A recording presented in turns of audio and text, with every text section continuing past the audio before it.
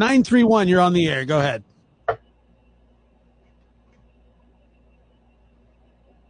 Hey, Josh. Hi, Chris. Hey, guys. I have a question concerning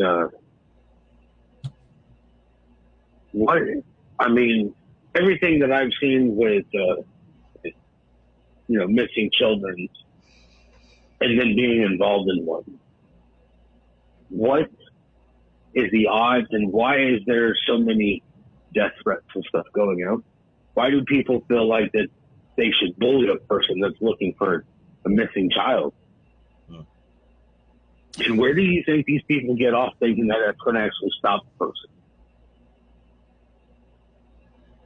So your question, Seth, I can hear it. Am I wrong? You're not. No, you're right. Okay. So your question is... No, you're not. I'm not just...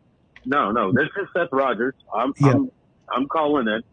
Yeah, I can hear you, brother. People that would like to know. I mean, me personally, I've been threatened. I've had death threats. I've told people on the news, I'll be your Huckleberry. You want to threaten somebody? You can threaten me.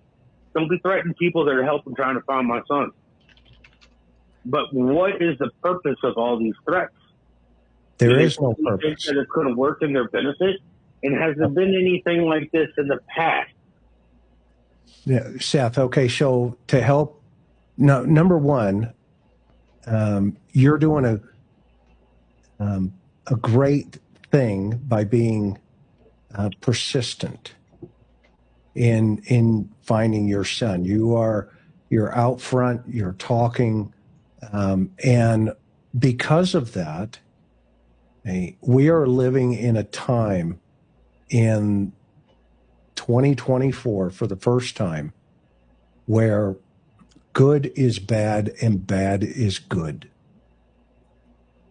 And when you're doing good, there are certain personality types, and I'll let the doc talk about personality types, but from an investigative aspect, being LE, it's taken quite some time just to get the documentation out to the public that you are actually working.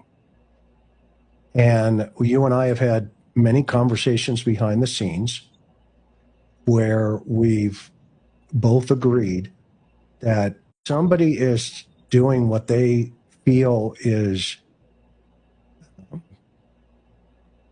helpful, which it's not, by threatening, okay? But that is a safety mechanism for them, okay? They're throwing that up because it's what we call projection.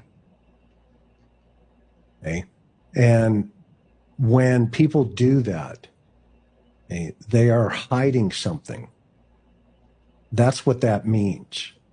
And so you have to take, unfortunately, you've been placed into a position where you've got to wear that jacket for your son, for Sebastian. And you have to take those rounds coming down range. And that means at some point, okay, when this is resolved, everybody's going to look back and they're going to say, who was firing those rounds down range? And you're going to be able to be in that position to say, I felt them. Okay? And that is not a club anybody wants to be in, ever. But when children go missing or vanish out of houses like this, there is a lot of anger that's thrown out. And unfortunately, if you respond to that anger, it gets worse. And that's my counsel to you as a friend is you've got to maintain, the course, continue to maintain the course, stay strong, keep the faith. And I know you have. I know.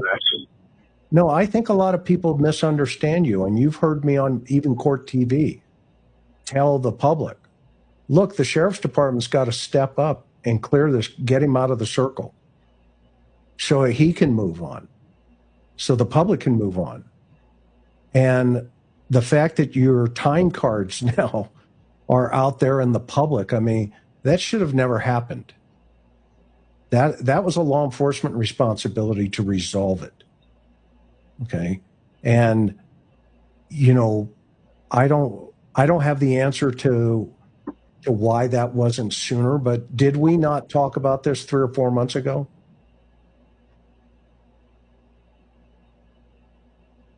We did. And I mean, you can check the date on those. I've had them for a while. It's just, I didn't see any point of putting them out because I knew that I was at work. No, I know that.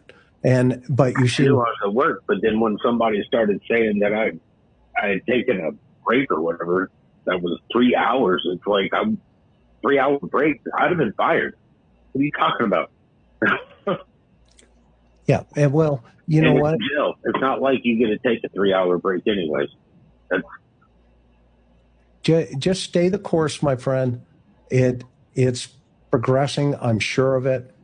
And I think the frustrating part of it is you are doing what you're supposed to do, and the public sees it. Am I off base here, Josh, by saying, and Gary? I mean, they're watching you, and they're watching the other folks too, and probably everybody in that neighborhood is watching everybody. I think where a lot of the disconnect comes is that people base their feelings on whether they like somebody or not whether they're a grieving parent with hurt in their voice. I can hear it. I can hear it in your voice. I mean, this has taken the biggest toll that it can on anybody. I mean, sometimes I just feel stupid because I don't know what to say sometimes. You know, I've told you this before, and because it's, when people just go low just for content. My son's gone. He's missing. He's lost. And then everybody wants to put him on the back burners to throw crap at people.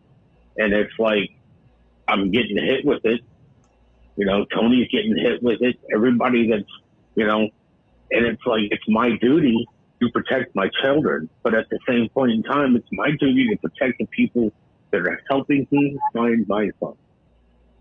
Because he's my son. And it's just like, it kind of never stops. Yeah.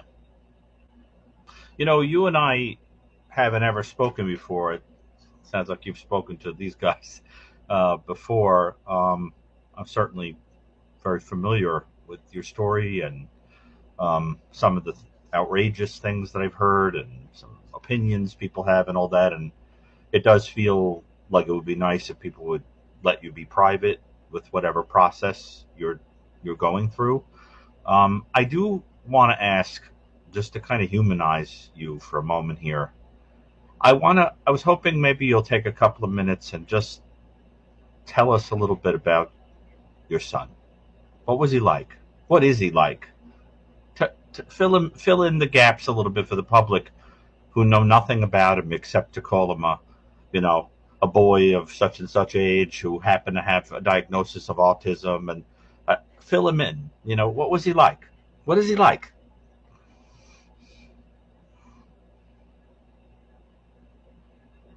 If you could ever have somebody that was happy all the time, my son was normally happy all the time. He always had a smile on his face. He was always willing to listen, and he was always intrigued to learn something new. He loved his animals. He's got animal books in his room. He loved his video games. That was his way of getting away from the regular world, which we all need a break from. But then at the same point in time, he liked to just go out, sit in a chair, and go fishing. There was he would sit down in the living room. We'd watch movies on end, and he was just, well, what do you want to do, son? It was like, I'm doing it, Dad. I'm sitting there watching movies with you.